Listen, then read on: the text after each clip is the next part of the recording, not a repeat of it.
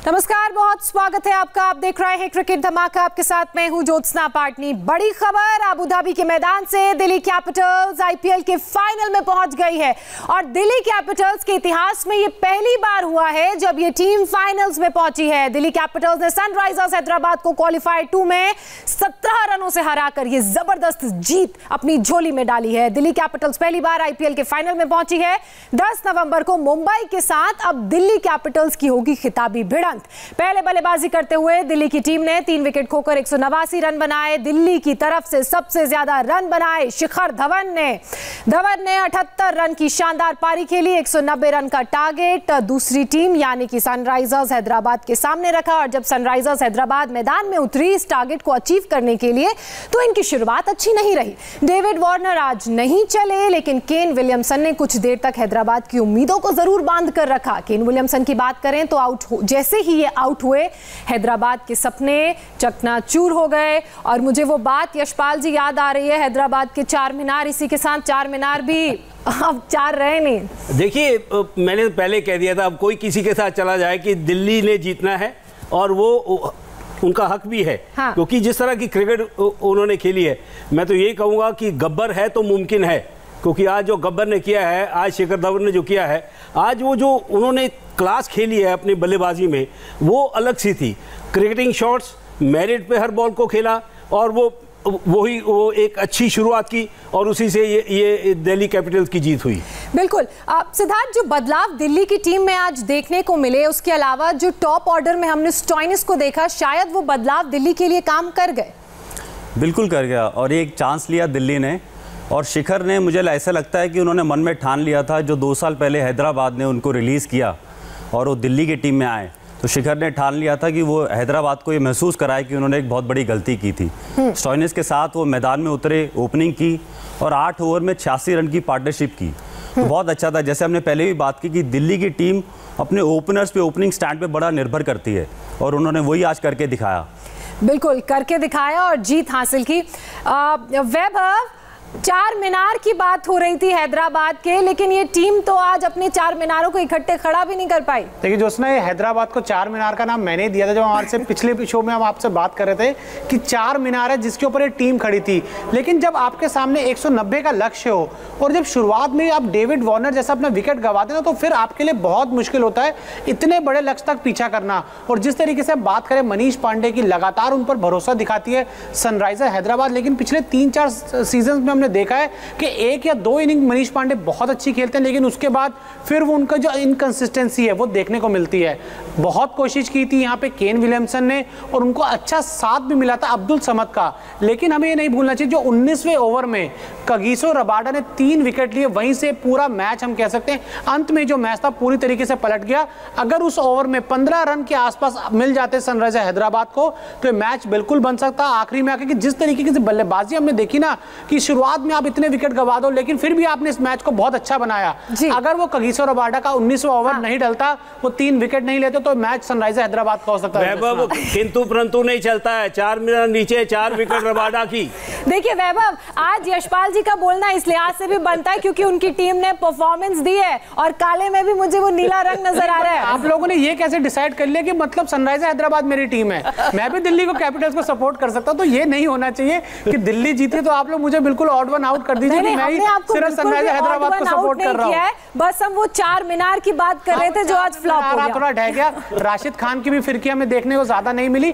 एक अच्छा मूव था मार्कस स्टॉइनिस का, जिस तरीके से उन्होंने ऊपर भेजा और शिखर धवन भी आए शुरुआत में, जिन्होंने रन बनाए पिछले 3-4 मैचेस में उनके भी रन नहीं बने थे, तो एक अच्छा मूव था दिल्ली की तरफ से। अच्छा। पर एक चीज है हैदराबाद की मैं जोत्सना बताना चाहूंगा, एक खिलाड़ी भले वो टीम हार गई है, सनराइजर के खिलाड़ी है समझ करके, मेरा अनुभव है एक पूर्व चयन करता होने के नाते मैं पूरी जिम्मेदारी से कह रहा हूं, जैसी उन्होंने क्लास दिखाई है 2 साल के अंदर, अगर ये लगातार ऐसे ही परफॉर्म करते रहे, मैं इस खिलाड़ी को भारत की टीम से T20 में खास करके देखना चाहूंगा। जिस तरह के वो टाइमिंग करते हैं, जिस तरह की वो कला है उनमें कि कैसे खेलना है तेज गेंदबाज को, स्पिन गेंदबाजी को, ये समत का नाप आप नोट कर लीजिए। ये कहीं ना कहीं भारतीय टीम में आपको T20 एक दिवसीय मैच में एक डेढ़ साल में देखने को मिलेगा। मैं थोड़ा सा एक सवाल यहाँ सिद्धार्थ से जरूर पूछना चाहूंगा कि सिद्धार्थ, जिस तरीके से शुरुआत हुई थी दिल्ली की, आपने भी बताया कि 8 ओवर में 86 रन बना दिए थे, तो आपको लगता है कि अभी भी कुछ कमी है दिल्ली के मिडिल ऑर्डर में, क्योंकि ये 20-25 रन और बन सकते थे?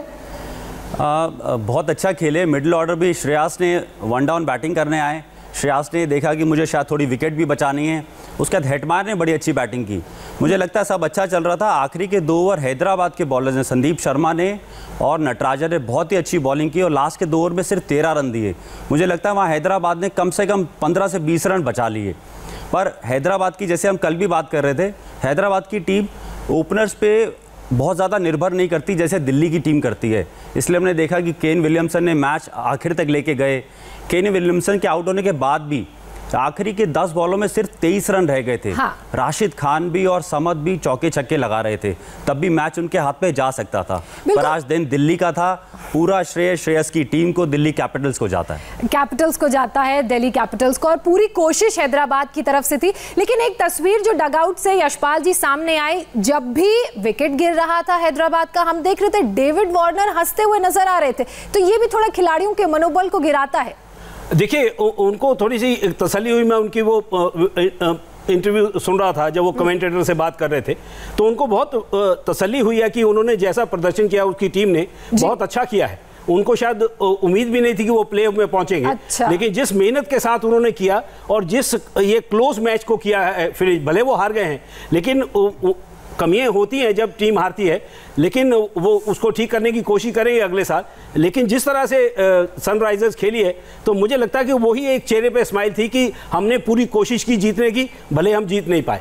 मतलब एक्सपेक्टेशन से ज्यादा हैदराबाद यहाँ करी और उसी एक्सपेक्टेशन की स्माइल थी। अब बात करते हैं आज के मैच के ड्रीम 11 गेम चेंजर खिलाड़ियों की। तो दिल्ली की तरफ से सबसे बड़े गेम चेंजर खिलाड़ी साबित हुए मार्कस स्टोइनिस। स्टोइनिस को आज के मैच में मिले हैं 132 फैंटेसी पॉइंट्स। इसके साथ ही स्टोइनिस के टूर्नामेंट फैंटेसी पॉइंट्स हो गए हैं 809।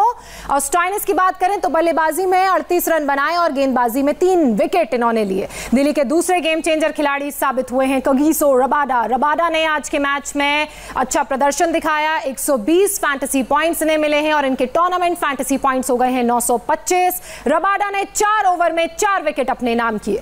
दिल्ली की तरफ से एक और खिलाड़ी आज के गेम चेंजर खिलाड़ी साबित हुए हैं और वो हैं शिखर धवन। धवन की बात करें तो इन्हें आज के मैच में मिले हैं 100 फैंटेसी पॉइंट्स। इसके साथ इनके टूर्नामेंट फैंटेसी पॉइंट्स हो गए हैं 851। धवन ने सिर्फ 50 गेंदों में 78 रन की पारी खेली। अपनी पारी में उन्होंने 5 चौके और 2 छक्के लगाए। सिद्धार्थ, ये तीनों ऐसे खिलाड़ी हैं जिनके प्रदर्शन की वजह से टीम आज ये मैच जीती है with the help of other players. बिल्कुल, जिस तरह से दिल्ली ने आज स्टोइनिस को उतारा, ऐसे ही हैदराबाद ने भी एक नया अपना ओपनिंग में चेंज किया, प्रियम गर्ग को उतारा। और उन्होंने शुरुआत बहुत ही अच्छी दी। उन्होंने 12 बॉलों पे 17 रन बनाए। उन्होंने आते ही पहले ओवर में अश्विन को छक्का जड़ दिया और वो भी उसी तरह से सफलता उनको मिलने ही वाली थी। पर स्टोइनिस ने आके एक ही ओवर में प्रियम गर्ग को भी और मनीष पांडे का भी विकेट लिया, जिससे उनकी रफ्तार धीरे हो गई।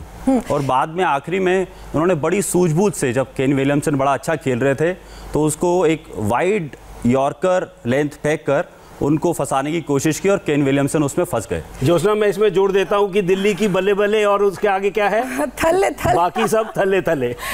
अच्छा वैभव, शिखर धवन की बात करें तो धवन का जब भी बल्ला चलता है, एक मैच को छोड़ के टीम अच्छा प्रदर्शन करती है और जीतती है, तो आज भी वही हुआ है। जी बिल्कुल, इस सीजन में हमने देखा केएल राहुल के बाद 600 रन बनाने वाले शिखर धवन दूसरे बल्लेबाज बन गए हैं। बीच में 3-4 मैचेस उनके बहुत ज़्यादा अच्छे नहीं गए थे, लेकिन आज बहुत ही क्रूशियल और इंपॉर्टेंट मैच था और शिखर धवन ने दिखाया कि वो एक बड़े प्लेयर हैं इस टीम के। और सामने से हैदराबाद की, जिस तरीके से सिद्धार्थ ने बताया ना, तो मैं भी जानता हूँ पर्सनल लेवल पे कि शिखर धवन कभी भी सनराइजर हैदराबाद में खुश नहीं थे। अब वो उन्होंने पूरा उसका बदला आज ले लिया। बदलाव हुआ और उसके बाद दिल्ली में आए तो खुशी नजर आती है। बहरहाल यशपाल जी और सिद्धार्थ, आपका इंडिया टीवी की क्रिकेट पिच से वैभव, आप हमारे साथ जुड़े, आप तीनों का बहुत शुक्रिया। इसी के साथ क्रिकेट धमाका में आज बस इतना ही।